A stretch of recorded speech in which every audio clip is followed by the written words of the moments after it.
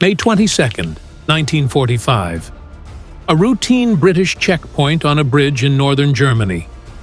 Three men approach on foot. One is short, balding, wearing a dirty sergeant's uniform and a black eye patch. He hands over his papers and waits. The soldiers look at the documents. Then they look at the man. Something is off. They don't know it yet, but standing in the mud in front of them is Heinrich Himmler, the architect of the Holocaust, the second most powerful man the Third Reich ever produced. And he is about to find out that the British Army has no interest in negotiating with him. The disguise. To understand what happened at that checkpoint, you need to understand how desperate Himmler's situation was in the final weeks of the war. By April 1945, Himmler had already committed the ultimate betrayal. Without Hitler's knowledge, he had secretly met with Swedish diplomat Count Folke Bernadotte and attempted to open surrender negotiations with the Western Allies. He genuinely believed the Americans and British would welcome him, that they would need a man of his organizational skill to help rebuild post-war Germany and contain the Soviet threat. When the BBC broadcast news of the secret meeting, Hitler heard it in his bunker in Berlin. The Führer was consumed with rage. He stripped Himmler of every title, every command, every rank, and ordered his arrest. The most loyal follower in the Reich had become a traitor overnight. Suddenly, Himmler had nowhere to go. He was wanted by the Allies as a war criminal. He was wanted by the Nazis as a traitor. The man who had controlled the most feared police apparatus in history was, for the first time, completely alone. So he ran. He shaved off his distinctive toothbrush mustache. He covered one eye with a black patch. He swapped his immaculate SS uniform, the silver collar insignia, the polished boots, for the rough wool clothing of a low-ranking German sergeant. He obtained forged papers under the name Heinrich Hitzinger, a real man who had been executed months earlier for defeatism. He gathered 2 loyal aides and headed north on foot, hoping to blend into the chaos flooding every road in Germany. It was a reasonable plan.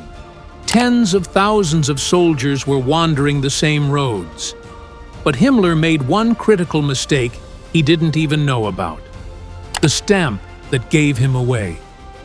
Warnings had been posted across British checkpoints that counterfeit documents were circulating, particularly for the benefit of SS members attempting to elude capture. British military intelligence had identified a specific forged stamp being used on false papers. Every soldier at every checkpoint had been told, if you see that stamp, detain the man carrying it. When the third German, allegedly Sergeant Heinrich Hitzinger, handed over his identification, the telltale stamp was right there on the document. The very forgery designed to protect Himmler had sealed his fate. Without this damning stamp, it is possible that Himmler may have been able to pass through the system unnoticed and escape as many other wanted Nazis did.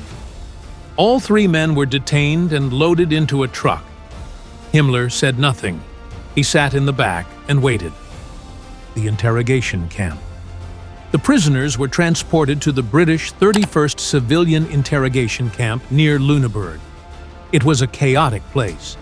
The short man with the eye patch was brought into his office, and from the moment Sylvester looked at him, something felt wrong.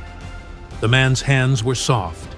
He was better fed than any soldier who had been sleeping in ditches, and his 2 companions treated him with a kind of deference that made no sense for a low-ranking sergeant, carrying his bag, standing aside when he entered a room. He put on a pair of round wire-rimmed glasses. He straightened up and looked the British captain directly in the eye. "I am Heinrich Himmler." He added that he had a letter for Field Marshal Montgomery, head of the British Army in Germany. He expected a reaction, perhaps respect or fear, or at least recognition of his status as a significant figure to be handled with care. Instead, Sylvester looked at him flatly and said, "Oh, it's you." No salute, no chair offered, no drink, just a man with a problem to be processed. The search. The order came back from intelligence headquarters within minutes. Search him, strip him, check for poison. The British knew that senior Nazis routinely carried cyanide capsules, hidden in clothing, collar linings, or on their person. Himmler refused to undress. "I am the Reichsfuhrer SS," he protested. It made no difference. The British sergeant major ordered his men to proceed. Himmler, the man who had commanded the stripping and processing of millions, now stood naked in a cold room while soldiers searched his clothes. They found a small brass case containing a glass cyanide vial in his uniform. Confiscated. Then came the medical examination. Army doctor Captain Clement Wells began a careful inspection. Himmler was too confident, too smug. It was as if he still had some last ace up his sleeve. The doctor stopped. He asked Himmler to step closer to the window, into the light. He needed to look inside his mouth.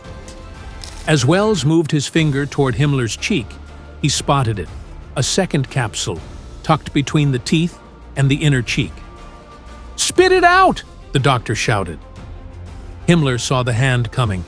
He understood, in that single instant, what the rest of his life would look like. A courtroom, a dock, testimony, a rope. Public judgment in front of the world he had helped destroy. He jerked his head back. He bit down hard. The glass shattered. The final 15 minutes. Immediately, there was chaos. British officers grabbed Himmler, turned the naked Reichsfuhrer upside down, and immersed his head in cold water.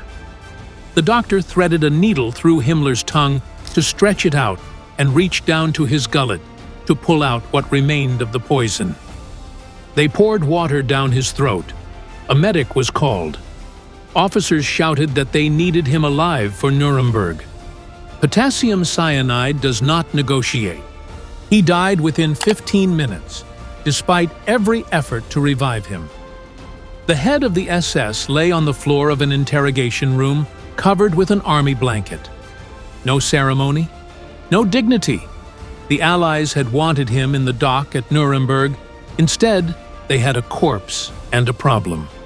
After death. British commanders were furious. They had wanted the world to hear the evidence against him, to sit through the testimony, to face the documented scale of what he had authorized. His suicide denied them that. But they were determined to deny him something in return. A grave. Intelligence officers warned that any marked burial site would become a place of pilgrimage for future extremists. So the British Army made a quiet decision. The body of Reichsfuhrer SS Heinrich Himmler awaited transport to a heavily wooded area of Lüneburg Heath for burial. 4 soldiers loaded his body into a truck before dawn on May 26th. They drove out into the forest.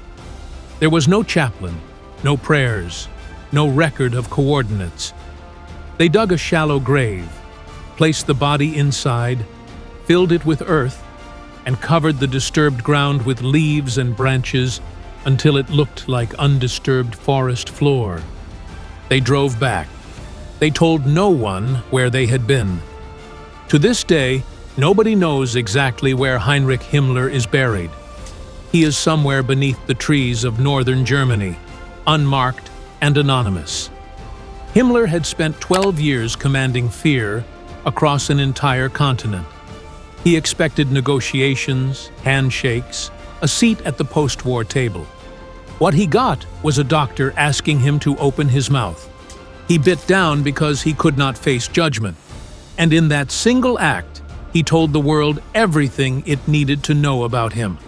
If you found this story worth your time, hit the like button and subscribe so you never miss a piece of history like this. And drop a comment below. Do you think Himmler should have been kept alive to stand trial at Nuremberg? Or was this a fitting end? Let us know what you think.